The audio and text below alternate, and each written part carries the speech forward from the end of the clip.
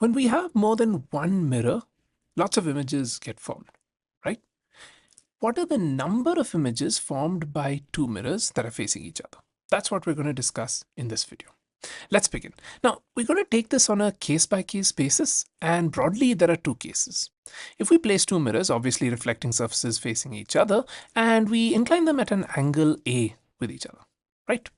We end up with two cases or two ways in which we can place the object. In the first scenario, the object is, say, placed symmetrically, and in the second scenario, let me say it's placed asymmetrically. In the first scenario, if this is the object lies exactly on the angle bisector that bisects this angle A. There you go, right? So it bisects A into half, that the object lies exactly on that line, right? And you can think of it as equidistant from both the mirrors. You can think of it like that as well. Okay, now in the scenario when the object is asymmetrically placed, the object is, say, placed somewhere there, closer to one mirror and further away from the other mirror. It is not on the angle bisector of these two mirrors, right? Okay.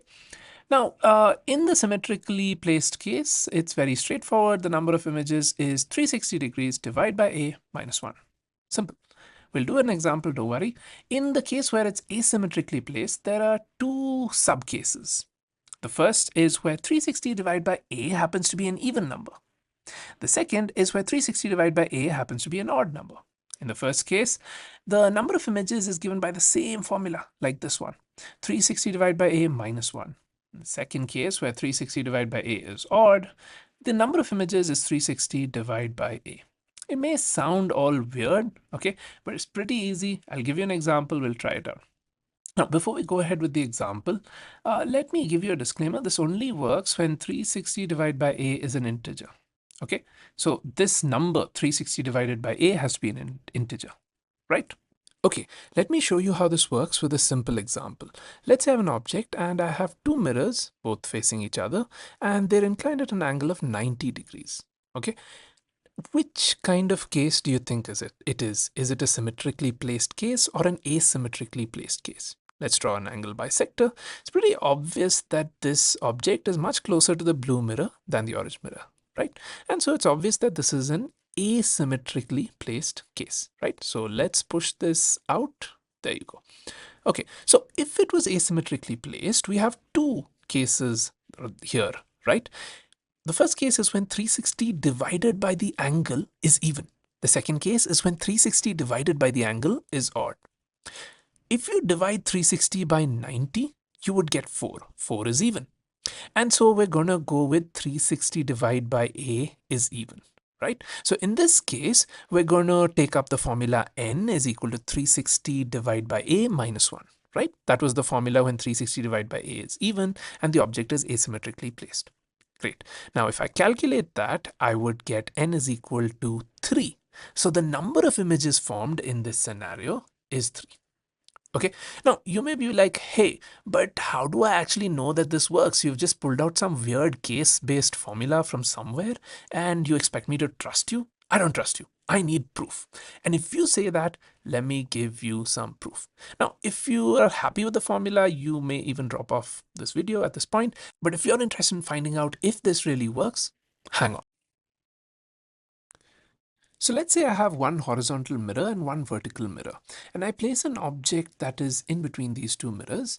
And just to give you an idea of how far it is from both the mirrors, it's at a distance of 2 meters from this mirror and 3 meters from this mirror. So it's asymmetrically placed, right? We have diverging rays coming out of this object. These rays hit the reflecting surface of the mirror and get reflected, and these reflected rays appear to be coming from a point behind the mirror. And at this point, we have the image being formed. Right? The image is at a distance of 2 meters behind the mirror because the object is at a distance of 2 meters in front of the mirror. Okay, now let's look at this vertical mirror. Again, we've got rays coming out of the object. They go strike this vertical mirror and after that get reflected. And this is how the reflected rays look. These reflected rays too seem to be coming from a point behind the mirror. And that point is at a distance of 3 meters behind the mirror, and so we say that the image is 3 meters behind the mirror, right? Okay, all this has been simple stuff. Just so that we know where this image is being formed, let me do one thing. Let me just extend this mirror here, and let me tell you that this distance is going to be 2 meters. Of course, it'll be 2 meters because this height is also 2 meters, right? Just simple geometry. Okay, now if you actually think about it, rays are appearing to diverge from this point behind the mirror, right? Look at all these orange rays. They go, and some of them go and they're going to strike the blue mirror, isn't it? Think about it. Look at this ray right here, right? It's going to strike the blue mirror and get reflected.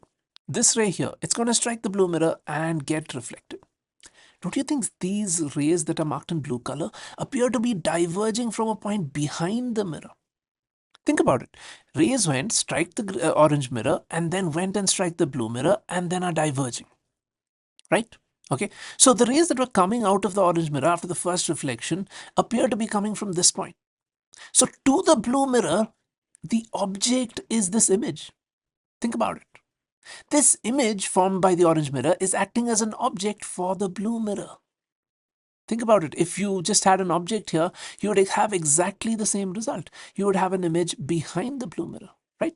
How much far behind? We know that it's going to be 2 meters, right? Okay, and just so that it makes sense, let me also show you how far it is from this line. I'm just extending the orange mirror. It's at a distance of 3 meters from the orange mirror, right? Of course. Okay, now think about it this way. We had a scenario where we had, rays striking the blue mirror and getting reflected and appearing to diverge from this point, right? This was the image formed by the blue mirror, right? Now, these rays, some of them are going to go and strike our orange mirror, isn't it? Think about it. These rays are going and striking the orange mirror. Now, this is no longer, it is an image, but it's going to be like an object as well, right? Because objects are points from which you get diverging rays, and you're getting diverging rays from this point. And so to this mirror, this guy is an object. Rays go and strike the mirror, and these rays will get reflected, right? And when they get reflected, you'll see that they seem to diverge from a point behind the mirror. It's very interesting that this point is same as the point from which we just now drew diverging rays, right? Let me show you those rays, right? These rays were also coming, these blue color rays were also appearing to come from this very same point. Now, if you're like, hey, wait a minute, maybe you're just fooling me. How do I know it's the same point? Let me prove it to you. Okay, so this was acting as the object for this orange mirror, right? Okay, let's go ahead and start calculating distances. Now, this distance of the object from the orange mirror is 3 meters, right? So you know that the image has to be formed 3 meters behind the mirror. There you go. Okay, you also know that this distance is 2 meters, right? And so this distance has to be 2 meters. So think about it for a moment. Pause and think about it for a moment. What's actually happening is the image of this image is formed at this point, right? Where I've marked I right now. The image of the image formed by the blue mirror is formed at this point, right? And similarly, the image of this image, right, was also formed at this point. Think about it. Rays that first struck the blue mirror, then struck the orange mirror, and then were diverging appear to diverge from this point. Rays that first struck the orange mirror, then the blue mirror, and then diverging also appear to diverge from the same point. So we have two images that are kind of coinciding, and so we can then call it a single image, right? Okay, so where all are the images formed? This is where all the images are formed. This is the object, of course, in front of the mirror. This is so let's say this is image 1, this is image 2, this is image 3, where we have two images coinciding, and so the total number of images is 3, right? And if you rewind and check, this is the number that we got using our formula as well, right? The whole 360 divide by 90 minus 1 formula, that also gave us the same answer. So we were able to double check that the number of images formed by two perpendicular mirrors is 3. That's it for this video. Thanks for watching.